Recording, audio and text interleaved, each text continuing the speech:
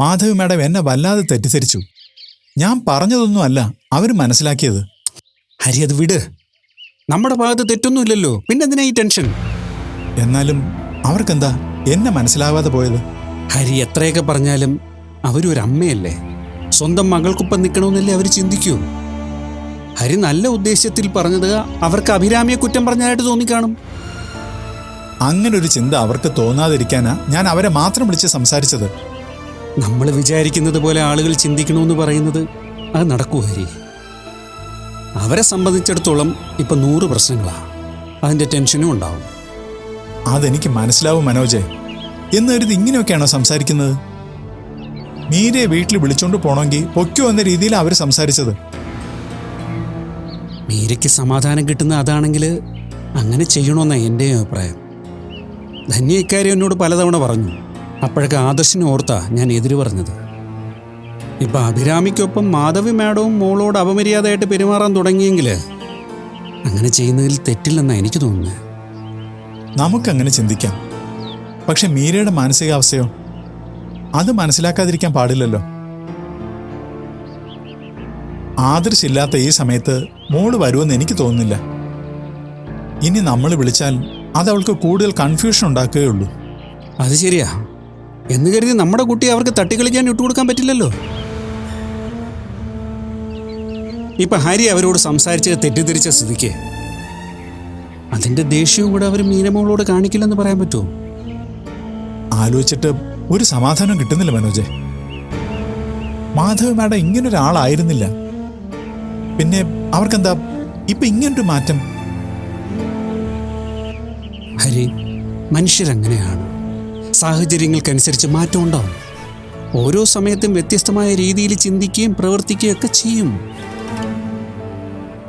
സ്നേഹം കൊണ്ട് വീർപ്പ് മുട്ടിച്ചവർ നിമിഷ നേരം കൊണ്ട് വേണ്ടാത്തവരാവും. ഇതിനൊക്കെ വേദനിക്കാൻ നിന്നാൽ തോൽക്കുന്നത് നമ്മളായിരിക്കും. ഇവിടെ ജീവിക്കാനുള്ള ഏത് സാഹചര്യത്തെയും അനുകൂലമാക്കി മാറ്റുക വേണ്ടത്. ഇതൊക്കെ നമുക്ക് പറയാനല്ലേ പറ്റൂ. മീരയെ മനോജിന് അറിയാവുന്നതല്ലേ. എത്രയൊക്കെ വിഷമമുണ്ടായാലും അവൾ ആർക്കും എതിരായി സംസാരിക്കുകയോ പ്രവർത്തിക്കുകയോ ചെയ്യില്ല. എന്ത് വന്നാലും ഒറ്റയ്ക്ക് സഹിക്കും. ആ വീട്ടിൽ അവൾക്ക് എന്ത് വേദന ഉണ്ടായാലും നമ്മളെ അറിയിക്കുക പോലും ചെയ്യില്ല. ദാ ഇപ്പൊ അഭിരാമിയുടെ പെരുമാറ്റം അവള് പറഞ്ഞിട്ടല്ല ഞാൻ അറിഞ്ഞത്, എനിക്ക് സ്വയം ബോധ്യപ്പെട്ടതാ. മാധവ മാഡത്തിന് മീര സ്വന്തം മോളെപ്പോലെയാണെന്ന് കരുതിയാ ഞാൻ അവരോട് കാര്യങ്ങൾ തുറന്നു പറഞ്ഞത്. ഹരി ഒന്നും മനസ്സിലാക്കണം. അമ്മായി അമ്മയ്ക്ക് ഒരിക്കലും അമ്മയാവാൻ സാധിക്കില്ല. സ്വന്തം മകളെ പോലെയാണെന്നൊക്കെ പറയും, പക്ഷേ അതൊന്നും സത്യമല്ല. മകളെപ്പോലെ എന്ന പ്രയോഗം തന്നെ അതിന് ഉദാഹരണമാണ്. അവരുടെ ഭാഗത്ത് നിന്ന് ചിന്തിച്ചാൽ അവരെ കുറ്റം പറയാനും പറ്റില്ല. അവരുടെ കണ്ണിൽ അഭിരാമി മകളും മീര മരുമകളുമാണ്. മരുമകൾക്ക് വേണ്ടി മകളെ ആരും തള്ളിപ്പറയില്ലല്ലോ. അതിന് അഭിരാമിയെ തള്ളിപ്പറയണമെന്നോ മാറ്റി നിർത്തണമെന്നോ ആരും ആവശ്യപ്പെട്ടില്ലല്ലോ. ഹരിയുടെ ഭാഗത്ത് തെറ്റുണ്ടെന്നല്ല ഞാൻ പറഞ്ഞത്. ഹരി ചെയ്തത് ശരി തന്നെയാ. പക്ഷേ അവരത് ഉൾക്കൊണ്ട രീതി മാറിപ്പോയതാ പ്രശ്നം. ഒരുപക്ഷെ ആദർശം ഉണ്ടായിരുന്നെങ്കിൽ ഇങ്ങനെ ആയിരിക്കില്ല കാര്യങ്ങൾ. എനിക്ക് ആകെ ഒരു സമാധാനം ഇല്ല മനോജെ. എൻ്റെ ഈ പ്രവൃത്തി കാരണം മീരമോൾക്ക് എന്തെങ്കിലും പ്രശ്നം ഉണ്ടാവുമെന്ന എൻ്റെ പേടി. അങ്ങനെയൊക്കെ പേടിച്ചാൽ എങ്ങനാ? ഹരി ചെയ്തത് ഒരച്ഛൻ്റെ കടമയാ. അതിൽ യാതൊരു തെറ്റുമില്ല. മറ്റുള്ളവർക്ക് എന്ത് തോന്നുമെന്ന് കരുതി മിണ്ടാതിരിക്കുന്നതാ തെറ്റ്. ഞാൻ വീണ്ടും പറയാ, മാധവി മാഡം മകളോടൊപ്പം ചേർന്ന് മീരെ ഉപദ്രവിക്കാനും വേദനിപ്പിക്കാനും തുടങ്ങിയ സ്ഥിതിക്ക് ഇനി നമുക്ക് ബാക്കിയെല്ലാം മറക്കാം. നമുക്ക് ചിന്തിക്കേണ്ടത് മീരയെക്കുറിച്ച് മാത്രമാണ്, അല്ലേ? ആദർശം മാത്രമേ മീരയ്ക്കൊപ്പം ഇല്ലാതുള്ളൂ. നമ്മളെല്ലാവരും ഉണ്ട്. അതുകൊണ്ട് നമ്മുടെ കുട്ടിയെ തിരിച്ച് നമ്മുടെ വീട്ടിലേക്ക് കൂട്ടിക്കൊണ്ടുവന്നേ പറ്റൂ. അവിടെ ആർക്കൊക്കെ വേദനിക്കുമെന്നോ ആരൊക്കെ എന്തൊക്കെ ചിന്തിക്കുമെന്നോ നോക്കേണ്ട കാര്യമൊന്നുമില്ല. മനോജിന്റെ അഭിപ്രായം തന്നെ എനിക്കും. ആവശ്യത്തിൽ കൂടുതൽ ടെൻഷനും വിഷമവും മീര ഇപ്പൊ തന്നെ അനുഭവിക്കുന്നുണ്ട്. ഇനിയും അതിന്റെ അളവ് കൂടാൻ പാടില്ല. അതെ, ആദർശനെ കാര്യങ്ങൾ പറഞ്ഞ് മനസ്സിലാക്കാവുന്നല്ലേ ഉള്ളൂ. അങ്ങനെ തന്നെ ചെയ്യാം.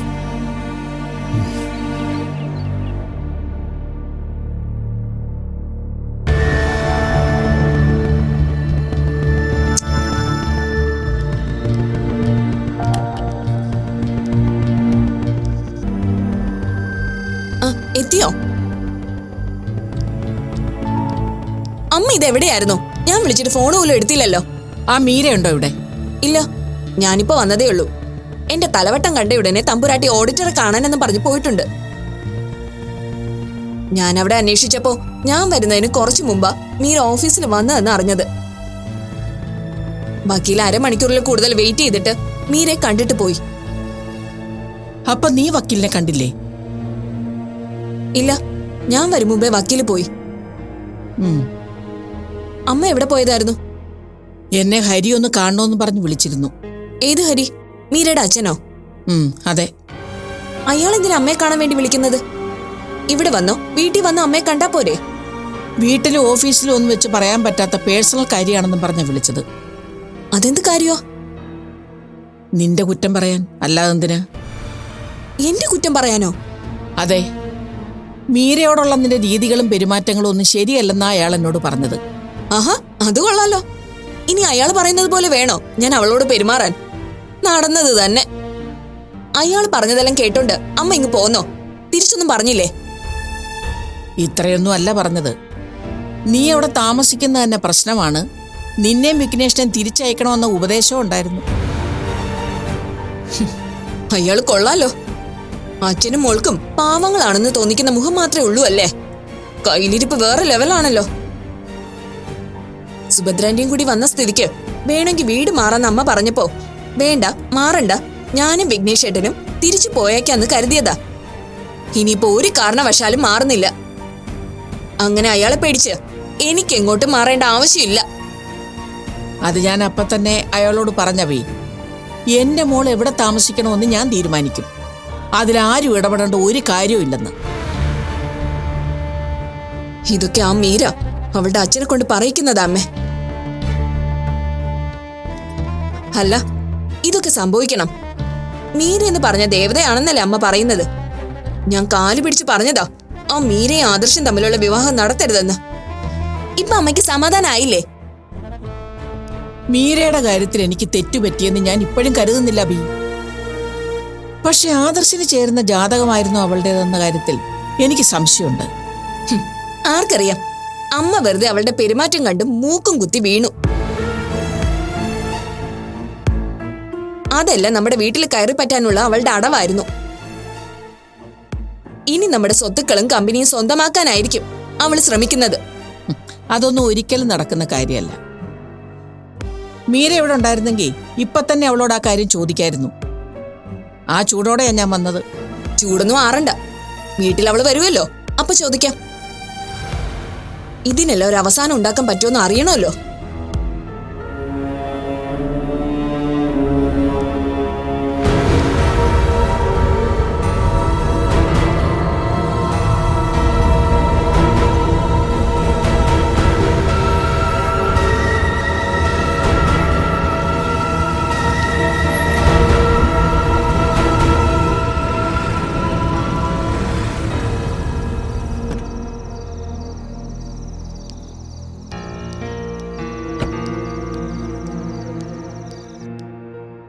മീരെ, എന്താ ചേച്ചി? ഞാൻ എന്റെ വീട്ടിൽ നിൽക്കുന്നതിന് നിനക്ക് എന്താ പ്രശ്നം? ചേച്ചി എന്താ പറയുന്നതെന്ന് എനിക്ക് മനസ്സിലാവുന്നില്ല. മതിയടി നിന്റെ അഭിനയം. ആരെ കാണിക്കാനാടി നീ അഭിനയിക്കുന്നത്? അമ്മയെ പറ്റിക്കാനോ? അമ്മയ്ക്ക് നിന്റെ തനി സ്വഭാവം മനസ്സിലായി. ചേച്ചിക്ക് ഇത് എന്താ പറ്റിയേ? കാര്യം പറയൂ. ഭഗവാൻ സത്യത്തിൽ ചേച്ചി പറയുന്നത് എന്താന്ന് എനിക്ക് മനസ്സിലാവുന്നില്ല. അയ്യോ, നിന്റെ അഭിനയം കാണുമ്പോ എനിക്ക് കലിയാ വരുന്നത്. മീരെ, അഭി പറയുന്നത് എന്താണെന്ന് നിനക്ക് മനസ്സിലാകാഞ്ഞിട്ടാണോ ഒന്നും അറിയാത്ത പോലെ നിൽക്കുന്നേ? അതെ അമ്മേ, ഞാൻ എന്തിനാ അമ്മയോടും ചേച്ചിയോടും കള്ളം പറയുന്നേ? ശരി, നിനക്കൊന്നും മനസ്സിലാകുന്നില്ലെങ്കിൽ ഞാൻ വ്യക്തമായിട്ട് പറയാം. എന്റെ അമ്മ ഇവൾക്കൊന്നും അറിയാഞ്ഞിട്ടല്ല, ഇത് നമ്മളെ കളിയാക്കുന്നതാ. അബി, നിങ്ങൾക്ക് ചോദിക്കാനും പറയാനും ഉള്ളത് എന്തായാലും വ്യക്തമായി മീരയോട് ചോദിക്ക. അല്ലാതെ വന്നു കേറിയ ഉടനെ ചാടിക്കടിക്കാൻ ചെന്നാ മീര എങ്ങനെ കാര്യം അറിയും? അഭിരാമിയെക്കുറിച്ച് മീരയ്ക്ക് എന്തെങ്കിലും പരാതിയുണ്ടോ? ഇല്ലമ്മേ. പിന്നെ എങ്ങനെയാടി നിന്റെ അച്ഛൻ എന്നെ കുറിച്ചുള്ള പരാതികള് എന്റെ അമ്മയോട് വന്ന് പറഞ്ഞത്? അയ്യോ, ഞാനൊന്നും അറിഞ്ഞിട്ടില്ല. ആരെക്കുറിച്ച് ഞാൻ പരാതിയും പറഞ്ഞിട്ടില്ല. പിന്നെ നിന്റെ അച്ഛൻ എന്താ ഗണിച്ച് കണ്ടുപിടിച്ചതാണോ? എന്താ അഭിരാമി ഇത്? കുറച്ചുകൂടി മാന്യമായി സംസാരിക്കേ. ഇവളോട് ഇത്ര മാന്യത എനിക്കുള്ളൂ. എന്റെ വീട്ടിൽ നിന്ന് ഇവൾക്ക് എന്നെ ഇറക്കി വിടണം. അത് നടക്കില്ല മോളെ. അയ്യോ, ഞാൻ നിർത്തടി. ഞാൻ ജനിച്ചു വളർന്ന വീടാ ഇത്. നിന്നെ കെട്ടിക്കൊണ്ട് വന്നു എന്ന് കരുതി ഇതെന്റെ വീടല്ലാതാവില്ല.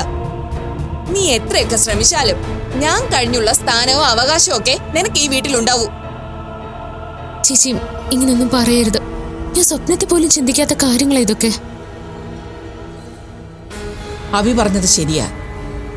ഹരി എന്നെ കണ്ട് അഭിരാമിയും വിഘ്നേഷും ഇവിടുന്ന് മാറി താമസിക്കണമെന്നുള്ള രീതിയിൽ സംസാരിച്ചു. അഭി മീരയ്ക്ക് വിഷമം ഉണ്ടാക്കുന്നെന്ന ഹരിയുടെ സംസാരത്തിൽ നിന്ന് എനിക്ക് മനസ്സിലായത്. ഇല്ലമ്മേ, ഞാൻ അച്ഛനോടൊന്നും പറഞ്ഞിട്ടില്ല, ഇനി പറയുകയില്ല. നീ പറഞ്ഞാലും എനിക്കൊന്നുമില്ല. നിന്റെ അച്ഛൻ ഇവിടെ വന്ന് എന്നെ ഓടിക്കൊന്നുമില്ലല്ലോ. അഭി, മീര ഒന്നും പറഞ്ഞിട്ടില്ല എന്ന് പറഞ്ഞില്ലേ, പിന്നെ എന്തിനാ ഇങ്ങനെയൊക്കെ പറയുന്നത്?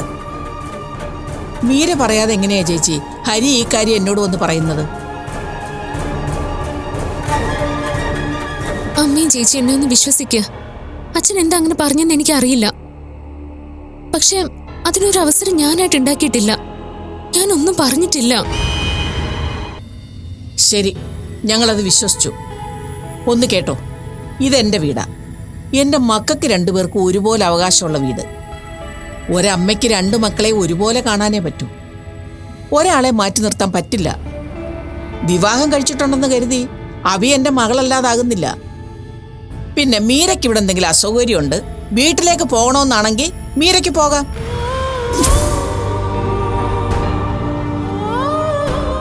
മാധവി, നീ എന്താ പറയുന്നതെന്ന് ബോധമില്ല നിനക്ക്? ഇത് മീരമോളുടെ വീടാ. ഇവിടെയാ ഇനിയുള്ള ജീവിതകാലം മുഴുവൻ മീരമോൾ ഉണ്ടാകേണ്ടത്. നമ്മൾ എത്ര സ്നേഹിച്ചാലും മരുമകൾ വന്നു കയറുന്ന വീട് സ്വന്തം വീട് പോലെ തോന്നണമെന്നില്ല. സ്വന്തം അമ്മമാര് പറഞ്ഞ അനുസരണയോടെ തലയാട്ടി കേൾക്കുന്ന കാര്യങ്ങൾ അമ്മായിയമ്മ പറഞ്ഞ കുറ്റമാവും. അത് മാത്രമല്ല അമ്മേ, മീരയ്ക്ക് വിവാഹം കഴിഞ്ഞ് വന്നത് മുതല് എന്നോട് വലിയ താല്പര്യമൊന്നുമില്ല. ഞാനിവിടെ നിൽക്കുന്നതിനോട് ഇവൾക്ക് യോജിപ്പും ഇല്ല. അതൊക്കെ ചേച്ചിക്ക് വെറുതെ തോന്നുന്നതാ. എനിക്ക് ചേച്ചി എന്റെ സ്വന്തം ചേച്ചിയെ പോലെ തന്നെയാ. ചേച്ചി എന്നെ വഴക്ക് പറഞ്ഞാൽ പോലും അതൊരു കൂടപ്പറപ്പ് പറഞ്ഞു തരുന്നതായിട്ടാ ഞാൻ കേൾക്കുന്നത്. നിന്റെ അഭിനയൊക്കെ ഈ പാവ ആന്റിയോടും അമ്മയോടും ഒക്കെ മതി. എന്നോട് എത്ര അഭിനയിച്ചിട്ട് ഒരു കാര്യവുമില്ല. അമ്മ പറഞ്ഞത് കേട്ടല്ലോ. നിനക്ക് വേണമെങ്കിൽ ഇവിടെ നിന്ന് പോവാം. അഭി, വേണ്ട. നീയും നിന്റെ അമ്മയും പറഞ്ഞ ഈ കാര്യങ്ങൾ ആദർശ് അറിഞ്ഞാൽ അവൻ എത്രമാത്രം ദുഃഖിക്കുമെന്ന് നിങ്ങൾ ചിന്തിച്ചോ? ആദർശിന്റെ ഭാര്യ മീര. ആദർശ് അറിയാതെ, അവന്റെ സമ്മതമില്ലാതെ അവൾ എവിടേക്കും പോകാൻ പാടില്ല. ഇല്ല ആന്റി, ഞാൻ പോവില്ല. ആരെന്തൊക്കെ പറഞ്ഞാലും ഞാൻ പോവില്ല. ആദർശേട്ടൻ തിരിച്ചു വരുമ്പോ ഞാനിവിടെ ഉണ്ടാവണം. അതെനിക്കറിയാം. ഞാൻ ഈ പറഞ്ഞത് നിനക്ക് വേണ്ടിയാ. ആരെയും പിടിച്ചു നിർത്താനോ ജീവിതം നശിപ്പിക്കാനോ എനിക്ക് താല്പര്യമില്ല. അതെ, ഇനി ആദർശിനെ ഉപേക്ഷിച്ച് വേറൊരു ജീവിതം ആഗ്രഹിക്കുന്നുണ്ടെങ്കിൽ അതും ആകാം. അതിനും ആരും എതിര് പറയില്ല. ഈശ്വരന് നിരക്കാത്ത രീതിയിലൊന്നും പറയല്ലേ ചേച്ചി. പറഞ്ഞതല്ല, നീ എന്നെ കൊണ്ട് പറയിപ്പിച്ചതല്ലേ. ഞാൻ ഇനി ഇവിടെ നിന്നാൽ എന്തെങ്കിലുമൊക്കെ വീണ്ടും പറയും. ഞാൻ പോവാ.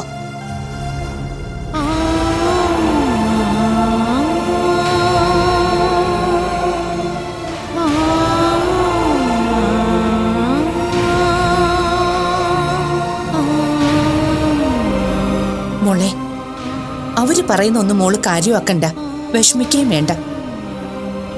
ആ പിന്നെ, നാളെ രാവിലെ ഞാൻ ക്ഷേത്രത്തിൽ പോകുന്നുണ്ട്. ഒരു പൂജയുണ്ട്. മോള് വരുന്നുണ്ടോ? ഇല്ല ആന്റി, ആന്റി പോയിട്ട് വന്നാ മതി. ശരി.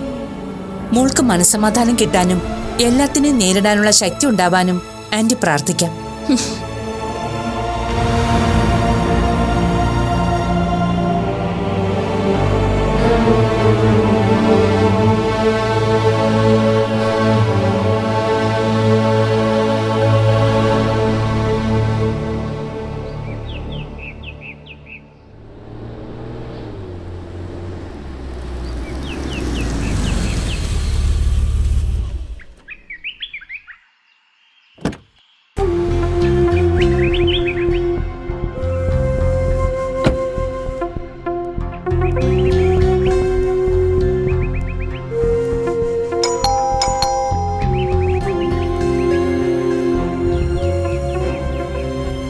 CA സാറോ? വരൂ സർ. ഇരിക്കൂ സർ. Thank you.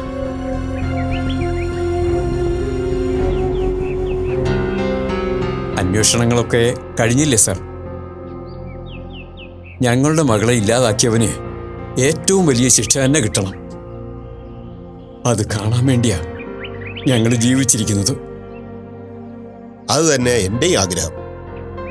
അതിനു വേണ്ടിയാ ഒരു പിഴവും അന്വേഷണത്തിൽ സംഭവിക്കരുതെന്ന് എനിക്ക് വാശിയുള്ളതും. സാറിന് പിഴവൊന്നും സംഭവിച്ചില്ലല്ലോ. പെട്ടെന്ന് തന്നെ സാറ് പ്രതിയെ കണ്ടുപിടിച്ച് ജയിലിലടച്ചില്ലേ? അങ്ങനെ ഒരു വിശ്വാസത്തിലായിരുന്നു ഞാനും. എങ്കിലും കുറച്ച് ദിവസമായി മനസ്സിന് ചില കാര്യങ്ങൾ അലട്ടുന്നു. എന്താ സർ? അന്വേഷണത്തില് പെട്ടെന്ന് പ്രതിയെ പിടിച്ചെങ്കിലും അതിലെന്തെങ്കിലും തെറ്റ് പറ്റിയിട്ടുണ്ടോ എന്നൊരു സംശയം. സാർ അറസ്റ്റ് ചെയ്ത ആളുടെ ഭാര്യ ആ മീര എന്ന കുട്ടി സാറിനെ വന്ന് കണ്ടു കാണുമല്ലേ? പണത്തിന് മീതെ പരുന്തും പറക്കില്ല എന്നല്ലേ? അവര് പണവും സ്വാധീനവും ആവശ്യത്തിൽ കൂടുതലുള്ള ആൾക്കാരാ. അതിന്റെ പ്രയോജനം സാറിനും കിട്ടി തുടങ്ങിയോ? അങ്ങനെ പ്രയോജനം വാങ്ങാനാണെങ്കിൽ എനിക്ക് ഇവിടെ ഇങ്ങനെ വന്നിരിക്കേണ്ട ആവശ്യമില്ലായിരുന്നു. ആട്ടെ, മീര നിങ്ങളെയും വന്ന് കണ്ടിരുന്നു? മീര 1-2 പ്രാവശ്യം ഇവിടെ വന്നിരുന്നു. ആദ്യത്തെ പ്രാവശ്യം കള്ളം പറഞ്ഞാ ഇവിടെ വന്നത്. അന്ന് ഇന്ദുവിന്റെ കൂട്ടുകാരിയാണെന്നും അവർ ബാംഗ്ലൂർ ഒന്നിച്ചാ താമസിച്ചിരുന്നതെന്നും പറഞ്ഞു. പിന്നെ ഇന്ദുവിന്റെ കയ്യിൽ അവളുടെ എന്തൊക്കെയോ സാധനങ്ങൾ ഉണ്ടായിരുന്നെന്നും അതെല്ലാം തിരിച്ചെടുക്കാൻ വന്നാണെന്നും പറഞ്ഞ് മുറിയിൽ കയറി എന്തൊക്കെയോ എടുത്തു. രണ്ടാമത്തെ തവണ വന്നപ്പോ അവൾ മീരയാണെന്ന കാര്യം ഞങ്ങൾക്ക് അറിയാമെന്ന് പറഞ്ഞു. ആട്ടെ, അതെങ്ങനെ അറിഞ്ഞത്? ഞങ്ങളോട് ഒരാൾ വന്നു പറഞ്ഞിരുന്നു. അതാരാണെന്നറിയാം? അയാൾ ഇടയ്ക്കിടെ ഇവിടെ വരാറുണ്ട്. ഞങ്ങൾക്ക് എന്ത് സഹായം ചെയ്യാനും അയാൾ തയ്യാറാ. കേസിൽ നിന്ന് ഒരിക്കലും പിന്മാറരുതെന്നും കൊലയാളിക്ക് തക്കതായ ശിക്ഷ വാങ്ങിക്കൊടുക്കണമെന്നും അയാൾ പറഞ്ഞു. അയാളുടെ പേരോ ഫോൺ നമ്പറോ എന്തെങ്കിലും തന്നിട്ടുണ്ടോ? ഒരു ഫോൺ നമ്പർ തന്നിട്ടുണ്ട്. മീരയോ അതുപോലെ മറ്റാരെങ്കിലുമോ ഞങ്ങളെ സ്വാധീനിക്കാൻ വന്നാൽ അറിയിക്കണമെന്ന് പറഞ്ഞാ നമ്പർ തന്നത്. ആ നമ്പറും തരാമോ? നമ്പറൊക്കെ തരാം. പക്ഷേ ഞങ്ങൾക്ക് നന്മ മാത്രം ചെയ്യാൻ ശ്രമിക്കുന്ന ഒരാളെ സാറ് കുഴപ്പത്തിലാക്കരുത്. മനുഷ്യർ പലതരത്തിലാണ്. വലിയ തെറ്റുകൾ ചെയ്യുന്ന പലരെയും നമുക്ക് പെട്ടെന്ന് തിരിച്ചറിയാനോ മനസ്സിലാക്കാനോ സാധിച്ചെന്ന് വരില്ല. അത്രയ്ക്ക് ശക്തമായ മറയ്ക്കുള്ളിലും മുഖംമൂടികൾക്കുള്ളിലുമായിരിക്കും അവർ ഒളിച്ചിരിക്കുന്നത്. ആരാണ് എന്താണെന്നൊക്കെ ഞാനൊന്ന് അന്വേഷിച്ചു നോക്കട്ടെ. എന്തായാലും എനിക്ക് ആ നമ്പറും തരും.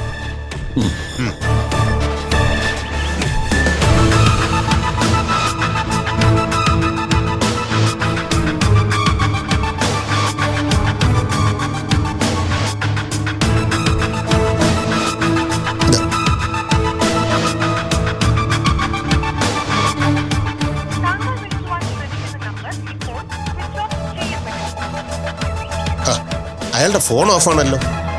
കോള് കിട്ടിയില്ലെങ്കിൽ മെസ്സേജ് അയച്ചാൽ മതിയെന്ന് അദ്ദേഹം പറഞ്ഞത്. ശരി, ഞാൻ നോക്കിക്കൊള്ളാം. ഓക്കെ. ഇന്ദു മരിക്കുന്നതിന് മുമ്പ് ഇപ്പൊ അറസ്റ്റായ ആദർശിനെ കുറിച്ച് എന്തെങ്കിലും മോശമായി പറഞ്ഞിരുന്നു? ഇല്ല, വളരെ നല്ല ആളാണെന്ന് പറഞ്ഞു. പിന്നെ ഒരല്പം ദേഷ്യം കൂടുതലാണെന്ന് പറഞ്ഞു. പിന്നെ ആള് വളരെ സ്ട്രിക്റ്റാ. അതുകൊണ്ടാണല്ലോ അവളന്ന് ലീവ് എടുക്കാതിരുന്നത്. ഏതോ ശാപം പിടിച്ച ദിവസം പോലെയാ. ഒരേ ഡേറ്റിൽ തന്നെ ഞങ്ങളുടെ 2 മക്കളെയും ഞങ്ങൾക്ക് നഷ്ടമായത്. അവൻ്റെ ആണ്ടായതുകൊണ്ടാ ഞങ്ങൾ പ്രത്യേക പൂജയ്ക്കായി ക്ഷേത്രത്തിൽ പോയത്. തിരിച്ചു വരുന്ന വഴിക്ക് ഡോക്ടറെ കാണാനും പോയി. അവള് ഞങ്ങളുടെ കൂടെ വന്നിരുന്നെങ്കിലോ, ഞങ്ങൾ നേരത്തെ തിരിച്ചെത്തിയിരുന്നെങ്കിലോ ഇങ്ങനെയൊന്നും സംഭവിക്കില്ലായിരുന്നു. അതിരിക്കട്ടെ, ഈ ഇന്ദുവിനാരെങ്കിലും സുഹൃത്തുക്കൾ ഉള്ളതായിട്ട് അറിയാം? വീട്ടില് അടിക്കടി വരുന്നവരായിട്ടോ മറ്റാരെങ്കിലും ഉണ്ടോ?